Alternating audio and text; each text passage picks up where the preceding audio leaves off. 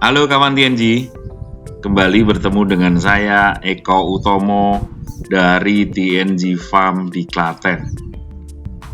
Untuk video kali ini judulnya adalah Jangan Beternak Jika Betah Miskin. Ini saya tujukan buat para petani, khususnya petani gurem.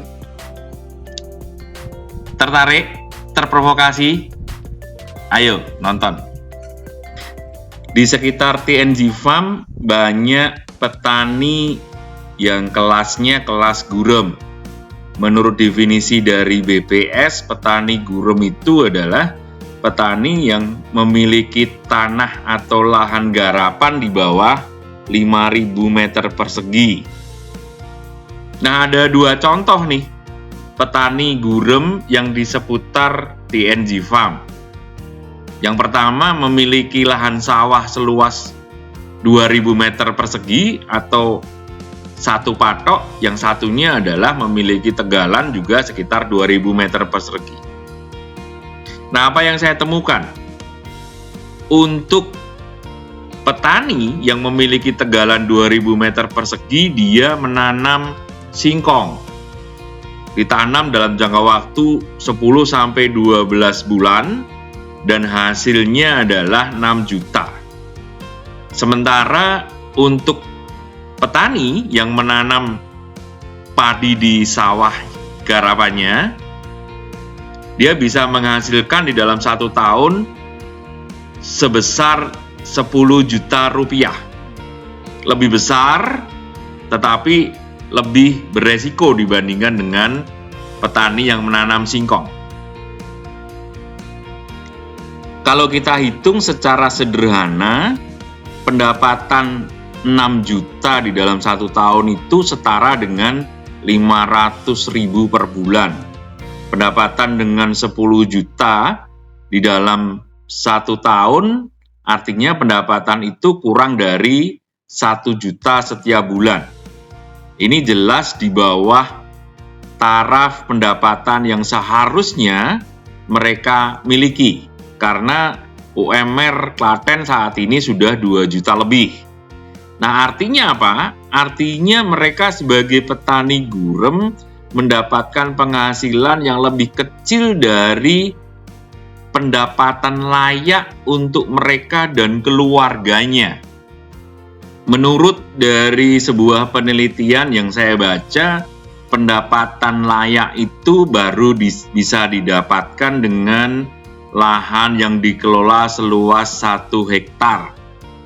Nah, masalahnya di Pulau Jawa khususnya, penguasaan lahan oleh petani baik itu milik sendiri atau dia menyewa dari pihak lain itu kurang dari 5.000 meter persegi. Bahkan banyak yang rata-rata hanya mengelola 1 patok atau 2.000 sampai dengan 3.000 meter persegi. Dengan demikian, jika mengandalkan sumber daya lahan yang dimiliki, maka penghasilan para petani gurem ini di bawah UMR yang ada di sebuah daerah, misalnya di Klaten. Jadi bagaimana solusinya untuk mereka? Apakah kemudian mereka harus tetap hidup di bawah garis kemiskinan? Jika hanya mengandalkan dari sumber daya lahan yang dikelola, tentu sumber dayanya sudah terbatas. Ada sih jalan keluar yang lain dengan mengubah tanaman yang ditanam dengan tanaman komoditi lain yang memiliki nilai yang lebih tinggi. Tetapi pada saat ini saya fokus kepada sumber daya lain yang dimiliki dan seringkali luput dari perhatian untuk bisa meningkatkan taraf hidup. Yaitu yang pertama adalah waktu, kedua adalah lahan, ketiga adalah tenaga. Ketiga sumber daya tadi, lahan, waktu, dan tenaga seringkali idle atau seringkali tidak dipakai karena waktu yang digunakan untuk ke sawah dan ke lahan paling sekitar 3-4 jam di dalam waktu 1 hari. Sementara satu hari itu efektif bisa 8 sampai dengan 10 jam. Nah, jadi keluar ide di sini nih. Sebuah ide yang sebenarnya sudah sering dilakukan di masa lalu, yaitu waktu yang idle, tenaga dan lahan tadi dipakai untuk beternak. Saya bilang beternak secara umum ya. Tidak harus kambing dan domba, bisa beternak ayam, bisa beternak bebek, bisa beternak apapun yang menggunakan tadi 3 sumber daya yang idle. Dari ketiga sumber daya yang idle atau tidak terpakai tadi dimanfaatkan untuk beternak kambing domba. Misalnya beternak kambing domba jumlahnya 4 ekor indukan bunting. Nah, untuk beternak ini tentu saja harus membutuhkan yang namanya lahan pakan hijauan agar nggak beli. Nah, itu bisa dilakukan dengan cara menanam rumput, menanam indigo vera, gamal di pematang, di lahan yang kosong, di dekat rumah, dan lain sebagainya, sehingga mencukupi untuk kebutuhan pakan dari kambing atau domba yang kita pelihara. Sementara untuk kandangnya tidak perlu harus beli, menggunakan barang bekas, bambu-bambu yang bisa didapatkan secara gratis, kayu-kayu yang tidak terpakai, sehingga dengan demikian biaya membuat kandang untuk 4 ekor itu bisa dilakukan tanpa mengeluarkan biaya juga. Bagaimana caranya untuk mendapatkan dana sebesar 2,5 juta, misalnya indukan bunting 1 ekor harganya 2,5 juta, maka jika 4 adalah 10 juta. Cara yang paling mudah, cara yang paling aman adalah dengan cara menabung, atau bisa juga mengundang investor, apakah itu saudara, tetangga, kawan, dengan sistem gaduh.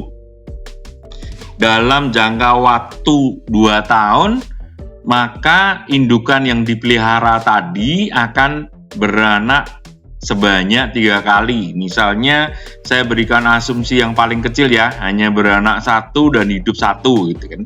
Artinya di dalam jangka waktu 2 tahun maka akan ada tambahan cempe 4 kali 3, 12 ekor.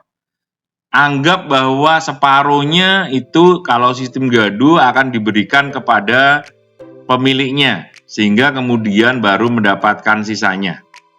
Sehingga dengan demikian pada tahun ketiga Anda, para petani gurem ini sudah memiliki 6 ekor.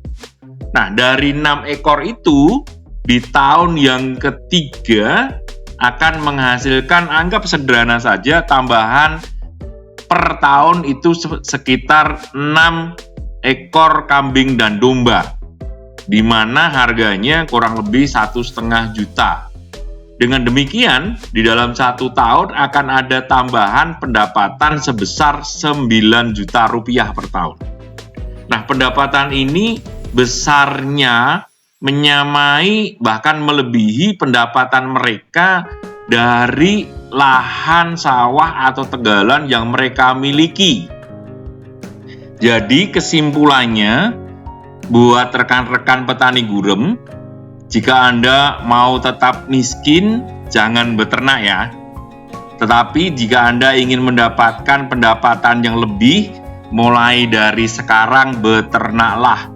Karena beternak dengan menggunakan waktu luang Anda, tenaga Anda yang idle, lahan Anda yang menganggur, maka Anda bisa mendapatkan tambahan penghasilan yang bahkan tidak kalah dari pendapatan Anda dari bertanam padi ataupun menanam singkong. Jadi kapan mulainya? Ya sekarang, mau kapan lagi? Banyak jalan menuju Roma, banyak juga jalan menuju kesuksesan. Jangan ditunggu-tunggu, ayo dijalankan. Salam sukses dan salam sejahtera buat Anda semua.